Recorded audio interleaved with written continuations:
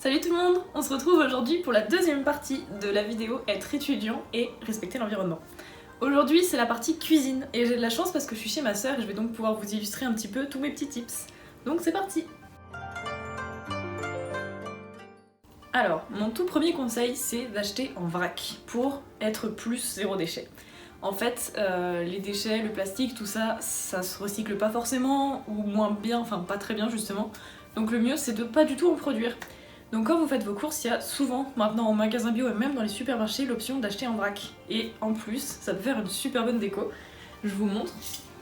Parce qu'en vrai, moi je trouve qu'une étagère avec plein de petits pots en verre comme ça, c'est trop beau. Donc vous avez l'option joli petit pot comme ça, ou l'option pot de récup, pot de compote, pot de tout et n'importe quoi. Et voilà. Donc c'est beaucoup pour les ingrédients secs, mais il y a aussi plein d'options que vous trouverez dans vos magasins bio. C'est super simple. Mon deuxième conseil, c'est d'essayer d'acheter bio. Parce que le bio, ça fait en sorte qu'il n'y ait pas réellement de pesticides. Alors je sais, c'est controversé, on n'est jamais trop sûr à 100%, mais c'est toujours mieux que rien d'essayer, on va dire. Et donc moins de pesticides, moins d'OGM, donc forcément on respecte plus l'environnement. Dans la même idée, on a le fait d'être végétarien ou du moins de consommer moins de viande.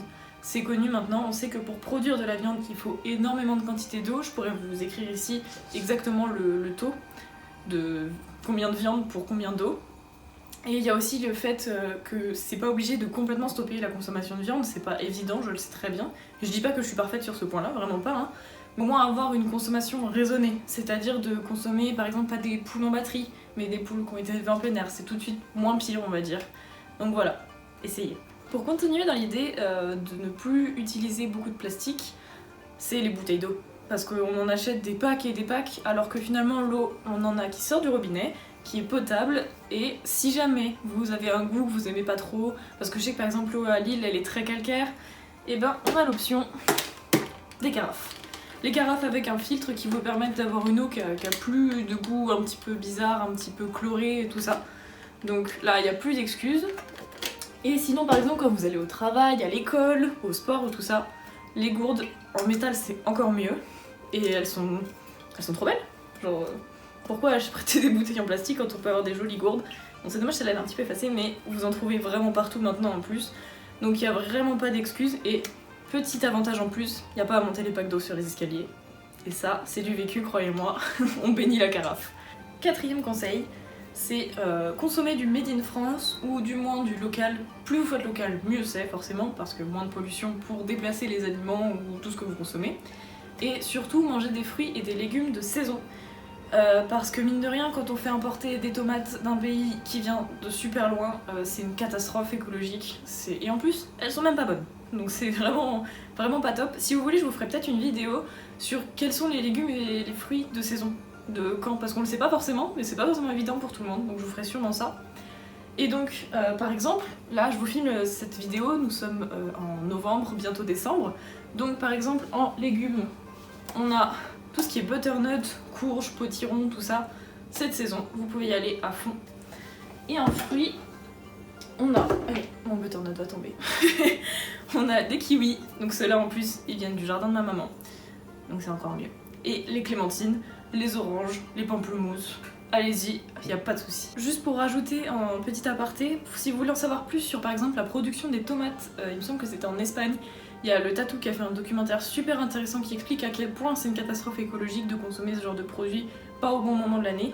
Mais je vous mettrai le lien en barre d'infos. Petit conseil simple, efficace, toujours avoir un tote bag dans son sac. Quand je vais en course, quand je fais des courses qui sont pas prévues justement, j'ai toujours un tote bag dans mon sac. Et en plus, les tote bags ils peuvent être trop beaux. Alors par exemple ici je vous présente celui-ci, il est vraiment trop beau et en plus il vient d'un site qui fait des vêtements français en coton bio pour les filles principalement. Donc voilà, je vous mettrai pareil le site en barre d'infos parce qu'il vaut le coup, parce qu'en plus c'est pas excessivement cher pour la qualité, donc vraiment ça vaut le coup. Mais bon, reprenons sur nos tote bags, donc vraiment j'en ai tout le temps un sur moi et c'est toujours trop pratique. Donc voilà, ça évite de consommer des sacs en plastique et tout ça qu'on jette, etc. ou qui risquent de casser. J'ai jamais cassé un tote bag, c'est vraiment trop bien. Voilà, vive les tote bags. Un petit tips simple pour reprendre, dans ma première vidéo je vous ai parlé des produits solides. Et ben je vais vous présenter aujourd'hui le savon de Marseille pour faire sa vaisselle. Plus besoin de liquide vaisselle. Donc aujourd'hui je vous présente ceux de chez Amazon, et évidemment je vous en ai déjà parlé dans ma première vidéo. Et voilà, donc ils sont vraiment trop bien et je vais vous montrer comment on les utilise. Avant cette utilisation, ils sont sans huile de palme, évidemment, c'est très important, il faut le prendre en considération. Allez, maintenant je vous montre aussi.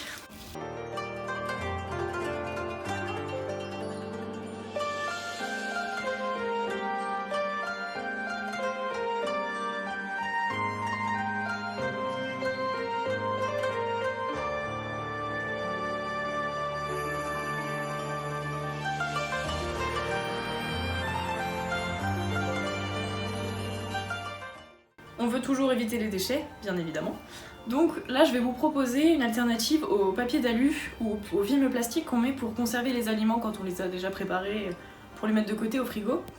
Et donc, on appelle ça le biwrap. Il y en a vraiment de toutes les tailles, comme on peut voir. Ils sont très grands. Et donc, qu'est-ce que c'est? C'est un film, un tissu qui est imbibé de cire d'abeille, et ce qui permet de conserver. Alors surtout, on ne met pas d'aliments crus tels que le poisson ou la viande, parce que c'est pas fait pour.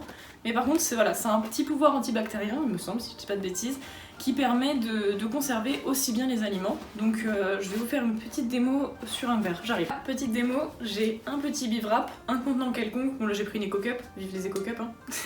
Donc là c'est pour vous montrer. Hein. Donc on pose dessus, on enveloppe bien tout le gobelet, et on chauffe donc le bord et surtout les côtés, ce qui va permettre de bien garder en place. Donc il faut bien chauffer pour que ça prenne bien la forme. Bon, essayez de faire ça. Et voilà, c'est pas parfait, mais ça marche bien. Donc voilà. Et bon, forcément comme tout film plastique, hein, si vous renversez et qu'il y a de l'eau dedans, ça va couler. Hein. Mais voilà, ça pour conserver. Vous pouvez aussi conserver par exemple si vous voulez emmener au travail une part de tarte ou un fruit ou comme ça. Ça marche pour tout. Et donc pour nettoyer, c'est très simple, un petit coup à la vaisselle, de l'eau froide parce que si c'est de l'eau chaude ça va faire fondre la cire et ça va la faire partir. Donc de l'eau froide, un peu de savon, on laisse bien sécher et on réutilise à l'infini puisque si jamais ça ne fonctionne plus très bien et qu'on sent qu'il n'y a plus grand chose, on remet un petit peu de cire et c'est reparti. Deux derniers objets zéro déchet, donc on a la paille et le filtre à café, je vous montre un peu les deux. Donc tout d'abord la paille, alors les pailles en métal déjà il n'y a pas d'excuse parce que c'est incroyablement joli. Mais en plus, forcément, le but à la base, c'est qu'il n'y ait plus de plastique. C'est une catastrophe, les pailles en plastique. Quand on les retrouve dans l'océan, tout ça, les tortues se les enfoncent dans le nez et elles en meurent. C'est horrible, donc vraiment faites attention. Et moi, j'ai toujours une paille en métal dans mon sac à main. Donc là, par exemple, c'est pour vous montrer. Donc, on a les petits goupillons pour les nettoyer. On a les pailles qui sont toutes droites, les pailles courbées. Donc il y en a en métal, il en existe en bambou et en verre aussi, qui sont également très jolies. Et donc pour vous montrer d'un peu le plus près, voilà. Franchement je trouve ça incroyablement beau. Et le petit goupillon tout simple, hein. Si j'y arrive. Voilà, et là on nettoie bien. Tac. Et voilà. Je finis mon explication avec, je vais garder ma paille parce que je l'aime bien, avec les filtres à café et les capsules. On en trouve maintenant sur les sites qui sont réutilisables. Je vous en mettrai dans la barre d'infos évidemment, comme tous les produits que je vais vous présenter. Je vais essayer de vous trouver des sites pour en trouver facilement sur internet. Maintenant, tous les prix sont abordables. Enfin, maintenant que ça se démocratise, vous pouvez facilement en trouver pour pas trop cher. Et franchement, c'est trop beau. Et donc, petit détail, elles ont un petit dessin là qui permet, parce que bon, on est en cas de Covid, on essaye de pas trop se mélanger les pailles. Donc ça permet de les distinguer. Pas d'excuses, elles sont trop belles, vous avez pas le choix. Et voilà, c'est la fin de la vidéo. Je sais déjà, c'est triste. Mais je reviendrai pour un épisode 3 de cette version de vidéo, parce que j'ai encore quelques petits conseils que je pouvais pas trop trier dans salle de bain ou cuisine.